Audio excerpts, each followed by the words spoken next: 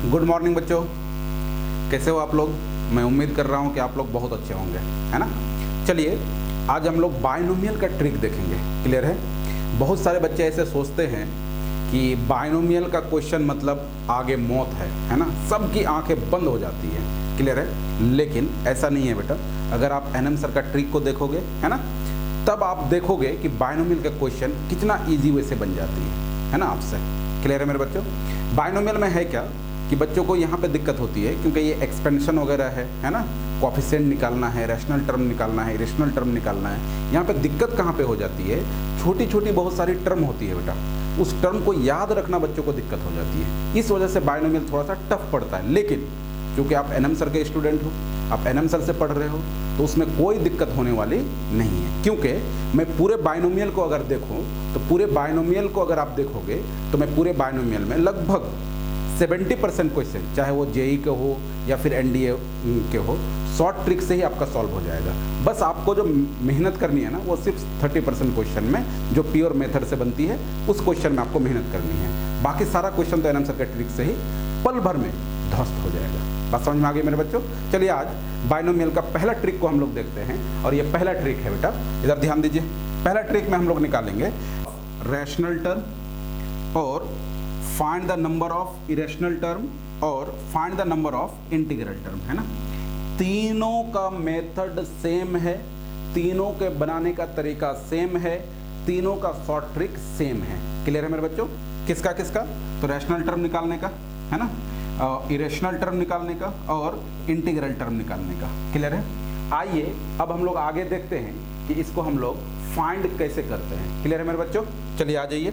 पहला देखो, मैं शॉर्ट ट्रिक बताने वाला हूं आपको इंटीग्रल टर्म निकालने के लिए, रैशनल टर्म निकालने के लिए, फ्री फ्रॉम रेडिकल्स, है ना, ये भी वर्ड यूज होता है बेटा, है ना, free from radicals in the expansion of a पे पावर 1/p प्लस बी पे पावर 1/q और इस पे पावर n।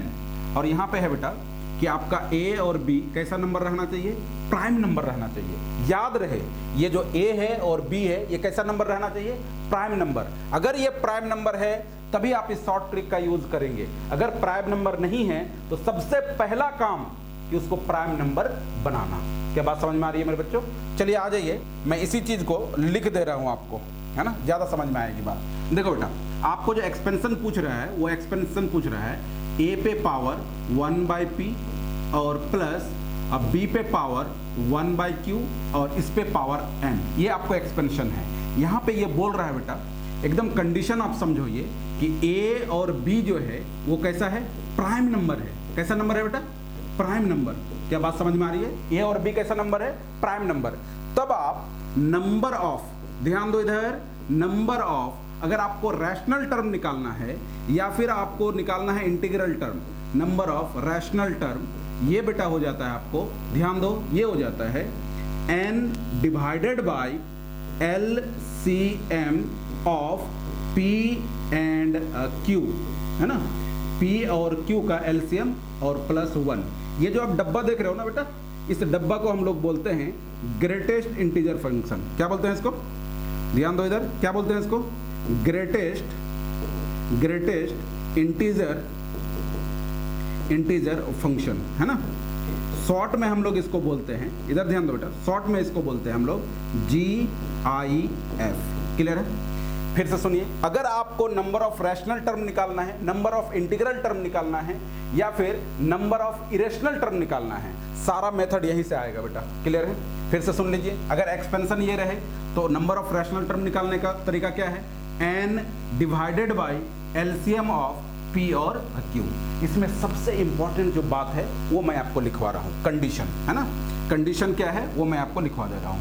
ध्यान दो मेरे बच्चों, कंडीशन ये है ना। कंडीशन क्या, कंडीशन है गुरुजी, तो कंडीशन आपको ये है बेटा कि कंडीशन है आपको n शुड बी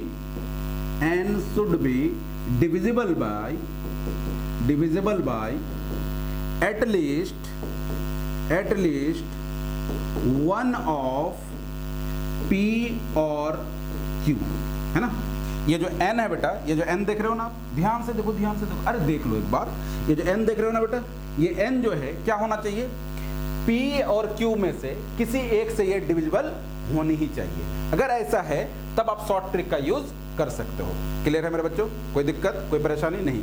अच्छा गुरुजी, ये जो GI अब आपने लिखा है ना, ग्रेटेस्ट इंटीजर फंक्शन आपने लिखा, इसका मतलब क्या होता है थोड़ा समझा देंगे तो बेहतर रहेगा। एकदम मैं समझाऊंगा बेटा, देख लो, बस देख लो आप। देखो बेटा, अगर मान लो कि ग्रेटेस्ट इंटीजर 2 का वैल्यू निकालना है तो इसका वैल्यू आ जाती है 2। अगर ग्रेटेस्ट इंटीजर 2.1 का वैल्यू निकालना है बेटा तो इसका वैल्यू आ जाता है 2। ग्रेटेस्ट इंटीजर 2.3 का इसका भी वैल्यू आ जाएगा 2। ग्रेटेस्ट इंटीजर 2.7 का इसका भी वैल्यू आ जाएगा 2। ग्रेटेस्ट इंटीजर 2.9 का इसका क्या हो जाएगा 2। यानी ये समझिए जो भी फ्रैक्शन होगा ना उससे जो छोटा वाला इंटीजर वो ग्रेटेस्ट इंटीजर का वैल्यू होती है। चलिए, अगर मान लीजिए गुरुजी कि 3.7 रहे तो इसका ग्रेटेस्ट इंटीजर 3। अगर मान लीजिए 10.5 रहे तो इसका ग्रेटेस्ट इंटीजर अरे 10। अगर मान लीजिए 11.99 रहे तो इसका ग्रेटेस्ट इंटीजर 11। क्या बात समझ में आ रही है बेटा? अगर आपको 33.5 का ग्रेटेस्ट इंटीजर पूछे तो क्या होगा 33। अगर आपको 100.559 का पूछे तो क्या हो जाएगा 100। क्या बात समझ में आ गई? जी गुरुजी, ग्रेटेस्ट इंटीजर हम लोगों को क्लियर। अगर ग्रेटेस्ट इंटीजर क्लियर हो गया बेटा, आगे मैं आपको प्रॉब्लम बता रहा हूँ। ये जेई का भी प्रॉब्लम होगा आपको और एनडीए का भी प्रॉब्लम होगा, लेकिन आज जो हम लोग बेसिकली फोकस करेंगे वो जेई के प्रॉब्लम में। आप एनडीए का प्रॉब्लम बनाओगे, अपने आप आपसे बन जाएगा। बात समझ में आ रही है? चलिए आ जाइए क्वेश्चन को देखते हैं। अच्छा, इसमें एक कॉन्सेप्ट है बेटा, उसको आप समझ लीजिए। ये कॉन्सेप्ट क्या है मैं आपको बता दे रहा हूँ। अगर आपको मान लीजिए कि नंबर ऑफ, ध्यान दो इधर, नंबर ऑफ इरेशनल टर्म पूछा है। कैसा टर्म पूछा है? इरेशनल। तो नंबर ऑफ इरेशनल टर्म जो होगा बेटा ये होगा total term minus number of rational term. कैसा टर्म होगा? Number of rational term. Irrational term is equal to total term minus number of rational term. आजकल जो है ना बेटा जेई मेन वाले को ये चीज बहुत पसंद है। कौन सा? नंबर ऑफ इरेशनल टर्म निकालना। बात समझ में आ रही है? क्योंकि नंबर ऑफ इरेशनल टर्म में क्या करना पड़ता है? सबसे पहले आपको कैलकुलेट करना पड़ता है नंबर ऑफ रैशनल टर्म, उसके बाद आप टोटल टर्म में उसको घटा देते हो। अच्छा गुरुजी, ये टोटल टर्म समझ में नहीं आया। एकदम समझा रहे हैं, गुरुजी आपके साथ है।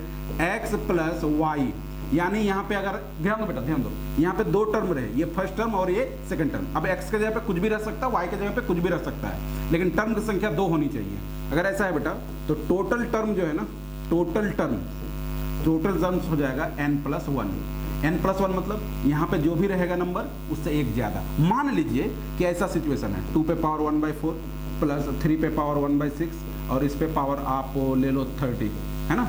इसमें अगर पूछे आपको कि टोटल नंबर ऑफ टर्म्स क्या होगा, तो टोटल नंबर ऑफ टर्म बेटा ये 30 है तो 31 हो जाएगा, यानी यहाँ पे जितना रहेगा उससे एक ज्यादा। बात समझ में आ गई? क्लियर है? चलिए आ जाइए, अब हम लोग प्रॉब्लम को देखते हैं। The number of rational term in the expansion of this, है ना। इस एक्सपेंशन में आपको नंबर ऑफ कौन सा टर्म पूछा है? रैशनल टर्म पूछा है ना। नंबर ऑफ रैशनल टर्म को हम लोग लिखते हैं बेटा NRT, number of rational term. ये हो जाएगा आपको, देखो ध्यान दो, यहाँ पे क्या है? n का वैल्यू है 40 तो आप रख दो 40। यहाँ पे आ जाएगा बेटा, देखो p का वैल्यू है क्या? 3 और q का वैल्यू क्या है? 5। 5 से डिविजिबल है, कोई एक से डिविजिबल होना चाहिए, तो 5 से डिविजिबल है मतलब ये काम कर जाएगा मेथड। तो 3 और 5 का एलसीएम बताओ बेटा। 3 और 5 का एलसीएम हो जाएगा गुरुजी 15 और ये +1 अपने मन से जोड़ देना है। बात समझ में आ रही है? चलिए इधर आ जाइए, ध्यान दो इधर बेटा। ये जो आप 40 लिख रहे हो ना, इसको डिवाइड करो तो ये हो जाएगा 15 दूगुना 30, तो ये हो जाएगा, और ये हो जाएगा बेटा 100 आ जाएगा, 15 छक्के 90 और +1। कोई जरूरी नहीं है, अप्रॉक्सीमेट वैल्यू लेना है आपको। तो ये 2.6 का ग्रेटेस्ट इंटीजर का वैल्यू 2 गुरुजी और +1, तो ये क्या हो जाएगा बेटा 3, है ना। Option number C. क्या बात समझ में आ रही है? क्लियर है? इसी तरह का क्वेश्चन आपसे पूछा जाता है बेटा, क्लियर है। अगर आप इसको मेथड से देखोगे तो मेथड से अगर आप देखोगे तो आपको मेरे क्लासरूम में आना होगा, या फिर आप ऑनलाइन सब्सक्रिप्शन अगर लेते हैं तो वहाँ पे पूरा मेथड से मैं आपको बताऊंगा। क्लियर है मेरे बच्चों? क्लियर। चलिए अब आगे बढ़ते हैं। अब आ जाओ बेटा, ये क्वेश्चन जेईई मेन 2003 का पूछा हुआ क्वेश्चन है। क्या है गुरुजी? आपसे क्या पूछा है? Number of integral term. क्या पूछा है? Number of integral term. Number of integral term को हम लोग लिखेंगे number of integral term NIT, जिसमें आप लोगों को जाना है। बहुत बढ़िया, इधर आ जाइए बेटा। n का वैल्यू क्या है? तो गुरुजी n का वैल्यू है 256 और यहाँ पे देखो बेटा यहाँ पे 3 पे पावर क्या है, √3 है, तो इसको आप लिख सकते हो ना 3 पे पावर 1/2, और यहाँ पे है आपको अब 5 पे पावर ये रूट है तो 1/8 हो गया बेटा। 2 और 8 का एलसीएम बोलो तो गुरुजी 8 और +1 अपने मन से जोड़ देना है। 8 को डिवाइड करो इधर तो 8 × 24 बेटा, 1 16, 8 2 16 और +1, 32 का ग्रेटेस्ट इंटीजर का वैल्यू 32 ही आ जाएगा, 1 = 33। ऑप्शन बोलो, ऑप्शन नंबर सी। देखो कितना इजी वैसे बन रहा है, मैं बार बार बता रहा हूँ। अगर एनएम सर का आप शॉर्ट ट्रिक को देखोगे तो आप पल भर में क्वेश्चन को ध्वस्त कर दोगे, है ना। आपको मेथड से जाने की कोई ज़रूरत नहीं है। क्यों? क्योंकि और सब स्टूडेंट से आप बहुत आगे निकल चुके होंगे, है ना। बात समझ में आ रही? मैं बार बार एक चीज़ पे फोकस करवा रहा हूँ कि जेईई मेन में जो क्वेश्चन शॉर्ट ट्रिक से आपको बनना है बेटा, उसको शॉर्ट ट्रिक से आप बनाएंगे। जो क्वेश्चन मेथड से बनेगा उसको मेथड से बनाएंगे। क्लियर है? शॉर्ट ट्रिक से आपको क्या होगा कि टाइम की आपको बहुत ज़्यादा बचत हो जाएगी। क्लियर है? चलिए अब हम लोग अगला क्वेश्चन को देखते हैं। आ जाओ बेटा। अब इस एक्सपेंशन को देखो, इसमें पूछा है आपको नंबर ऑफ रैशनल टर्म। कैसा टर्म पूछा है बेटा? Number of rational term. चलिए आ जाइए, एक्सपेंशन पहले मैं लिख रहा हूँ। ये एक्सपेंशन है 9 पे पावर 1/6 और प्लस और 4 पे पावर 1/4 और इस पे पावर है आपको बेटा 1026। क्लियर है? अच्छा एक बात बताओ, ये 9 और 4 क्या प्राइम नंबर है? नहीं है। अरे बेटा प्राइम नंबर क्या होता है? 2 3 5 7 और उसके बाद फिर 11 इस तरह बढ़ेगा। लेकिन यहाँ पे क्या है? 9 और 4। अगर प्राइम नंबर नहीं है तो सबसे पहला काम है कि उसको आप प्राइम नंबर में कन्वर्ट करेंगे, बनाएंगे। अब इधर आ जाओ, इसको प्राइम नंबर में बनाने के लिए बेटा आपको काम करना है।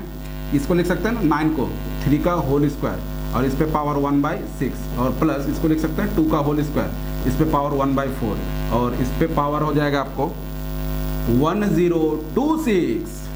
2 से इसको बेटा कैंसिल करो 3 बार में, इस 2 को इससे कैंसिल करो 2 बार में, तो ये बन के आएगा बेटा 3 पे पावर 1/3 और प्लस और 2 पे पावर 1/2 और इस पे पावर 1026। क्लियर है? अब आपको निकालना है बेटा, क्या निकालना है गुरुजी? अब आपको ये निकालना है नंबर ऑफ कौन सा टर्म? Rational term. तो NRT, तो ये हो जाएगा बेटा, ध्यान दो इधर, ध्यान दो। n का वैल्यू क्या है? तो n का वैल्यू है गुरुजी 1026, तो रख दो बेटा 1026 और डिवाइडेड बाई, अब ध्यान दो ये 3 और 2 का एलसीएम बोलो, तो 3 और 2 का एलसीएम गुरुजी 6 होता है। क्लियर है? और प्लस अपने मन से जोड़ देना है। बस अब कर लो बेटा, 6 एक आएगा, एक बार में जाएगा, तो यहाँ से हो जाएगा 4 42, 6 7 42 और 6 1 हो जाएगा बेटा और +1 डायरेक्ट कैंसिल हो गया। 171 का ग्रेटेस्ट इंटीजर 171 और +1 क्या हो जाएगा? 172। बात समझ में आ गई क्या? क्लियर है मेरे बच्चों? अरे बोलो जी गुरुजी पूरी तरह से क्लियर है। आप पढ़ाते जाओ, ठीक है, मैं पढ़ा रहा हूँ, कोई बात नहीं, आगे बढ़ो। गुरुजी को देखो जेईई मेन 2019 का पूछा होगा क्वेश्चन। ऐसा नहीं है कि मैं पहले का सिर्फ क्वेश्चन कराऊंगा, आपको 2021 का भी मैं क्वेश्चन करवा कर दिखाऊंगा इसमें। बस समझ में आ गई? सेम ट्रिक से, यही ट्रिक से। चलिए आ जाइए, इसमें क्या निकालना बेटा? Total number of irrational term. कैसा टर्म? Irrational term. अब तो बात समझ में आ रही है। इर्रेशनल टर्म निकालने के लिए क्या करना है? तो गुरुजी टोटल नंबर ऑफ टर्म निकालना है, उसमें रैशनल टर्म को घटाना है। बहुत बढ़िया मेरे बच्चों, बहुत बढ़िया। आ जाओ इधर। ये सबसे पहला तो देखो बेटा, नंबर ऑफ हम लोग रैशनल टर्म निकालते हैं NRT। NRT का मतलब नंबर ऑफ रैशनल टर्म। ये हो जाएगा, ध्यान दो बेटा, ये हो जाएगा 60, n का वैल्यू 60 है, डिवाइडेड बाई 7 पे पावर 1/5 है बेटा, 3 पे पावर 1/10 है, तो 10 और 5 का एलसीएम क्या हो जाएगा? 10 और +1 अपने मन से जोड़ देना है, तो ये हो जाएगा बेटा, ये कैंसिल हो गया, तो ग्रेटेस्ट इंटीजर 6 और +1, ग्रेटेस्ट इंटीजर 6 का वैल्यू 6 और +1, यानी ये आ गया 7। 7 आया क्या? Number of rational term. अपने को क्या निकालना है? Number of irrational term. तो उसके लिए फॉर्मूला है ना अपने पास, कौन सा?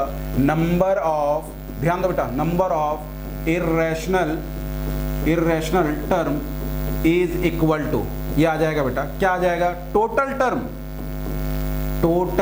Terms minus NRT, number of rational term, NRT।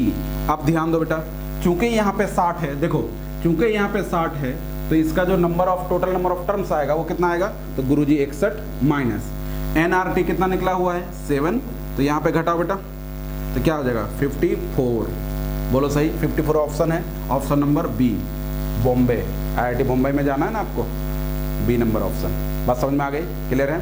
चलिए कितना इजी वैसे बना बताओ, क्लियर है। 2019 का प्रॉब्लम आप बना रहे हो, वो भी आपको मैं तो अभी बता रहा हूँ इसलिए थोड़ा टाइम भी लग रहा है, नहीं तो 10 से 15 सेकंड में ये क्वेश्चन आप बना के आओगे एग्जाम हॉल से, और उसके बाद खुश हो जाओगे कि एनएम सर का ट्रिक काम कर दिया। नहीं, चलिए आ जाइए अगला क्वेश्चन, ये आ जाओ बेटा। देखो ये बोल रहा है if the number of integral term in the expansion of this is exactly 33 then the least value of n। तो n का सबसे छोटा वैल्यू क्या होगा, क्लियर है। एकदम इजी है बेटा, बहुत ज़्यादा दिक्कत करने की कोई ज़रूरत नहीं है। देखो बेटा, आपको नंबर ऑफ इंटीग्रल टर्म यानी एन आई टी का वैल्यू दिया हुआ है, तो एन आई टी का वैल्यू जब दिया हुआ है तो आप निकालोगे तो क्या निकालोगे, तो गुरुजी n होगा, पावर में n है तो n और डिवाइडेड बाय एलसीएम लेना है 2 और 8 का, 2 और 8 का एलसीएम बोलिए तो गुरुजी 8 आएगा और +1 जोड़ना है। अब ध्यान दीजिए ये जो एन आई टी है ये कितना है 33, क्लियर है। अब n का वैल्यू बारी बारी से आप पुट करो बेटा, जो ये टोटल को जोड़ने के बाद जिसमें 33 आ जाएगा वो आपका ऑप्शन कहलाएगा। तो अब 128 को यहाँ पे जब रखोगे तो 8 से डिवाइड करोगे तो ये तो बहुत कम आ रहा है, 128 मतलब 8 इकाई 8 4 8 6 48 16 ही आ रहा है, और एक जोड़ोगे 17, लेकिन यहाँ पे लाना कितना है 33। 248 करोगे तब भी नहीं आ रहा है, 256 करके देखो तो 256 जैसे ही करोगे 256 डिवाइडेड बाई 8 और +1, देखो बेटा 256 करोगे तो ये डिवाइड करोगे तो ये 32 आ जाएगा और +1, यानी ये हो जाएगा बेटा 32 और +1 इज इक्वल टू 33, यानी ये दोनों मैच कर गया। ऑप्शन नंबर बोलिए सी, है ना। 2020 का पूछा हुआ क्वेश्चन है, देखो कितना इजी क्वेश्चन, समझ रहे हो बात को। मैं बार बार बोल रहा हूँ क्वेश्चन में थोड़ा सा ट्विस्ट कर सकता है वो, लेकिन कॉन्सेप्ट आपका ट्रिप आपका यही लगेगा, क्लियर है मेरा बेटा। जैसे आप नंबर ऑफ रैशनल टर्म निकालिए, इर्रेशनल टर्म निकालिए, या फिर आप इंटीग्रल टर्म निकालिए, या फिर फ्री फ्रॉम रेडिकल्स निकालिए, तीनों ही स्थिति में आप सेम कैलकुलेशन करेंगे, क्लियर है मेरे बच्चों। चलिए अगला क्वेश्चन देखो, अगला क्वेश्चन है आपको बेटा the number of rational term, कैसा टर्म पूछा है, rational term in the binomial expansion of this. इस एक्सपेंशन में आपको नंबर ऑफ कैसा टर्म पूछा है, रैशनल टर्म। ये इंटीग्रल टाइप का क्वेश्चन था बेटा, आ जाओ इधर। नंबर ऑफ रैशनल टर्म देखो 2021 का पूछा हुआ प्रॉब्लम, देखो आप कैसे बनाओगे। ये 4 पे पावर क्या है 1/4 और +5 पे पावर 1/6 और इस पे पावर क्या है बेटा 102। अब थोड़ा सा ध्यान दो, क्या 4 आपका, ध्यान दो आप लोग तो सब समझ ही गए कि मैं क्या बोलना चाह रहा हूँ। क्या 4 आपका प्राइम नंबर है, नहीं गुरुजी 4 प्राइम नंबर नहीं है। तो सबसे पहला काम क्या है कि इसको प्राइम नंबर में बनाना। कैसे बनाएंगे गुरुजी, आ जाओ, मैंने सिखाया है बनाने के लिए। इसको लिखो बेटा 2 का होल स्क्वायर और इस पे पावर 1/4 प्लस 5 पे पावर 1/6 और इस पे पावर 120। ये आएगा बेटा 2 से ये कैंसिल हो जाएगा तो ये सिंपल सा आ जाएगा 2 पे पावर 1/2 और प्लस 5 पे पावर 1/6 और इस पे पावर 120। क्लियर है मेरे बच्चों। अब आप निकालिए क्या NRT। NRT का मतलब हुआ नंबर ऑफ रैशनल टर्म। ये आ जाएगा बेटा आपको क्या आ जाएगा 102। n का वैल्यू क्या है, अरे गुरुजी बोलते रहो आप, हम लोग समझ रहे हैं पूरा। 120 n का वैल्यू है बेटा। एलसीएम 6 और 2 का एलसीएम कितना आ जाएगा, तो 6 और 2 का एलसीएम बेटा 6 आ जाएगा और +1 अपने मन से जोड़ देना है, ये कैंसिल होगा। 6 दूगुना 12 है ना, तो ये 20 आ गया बेटा +1, यानी ये टोटल आ गया बेटा आपको 21। अब आपको इंटीग्रल वैल्यू था, अब वहाँ पे 21 आप रख देते हो। आंसर 2021 का पूछा हुआ क्वेश्चन है, बताओ।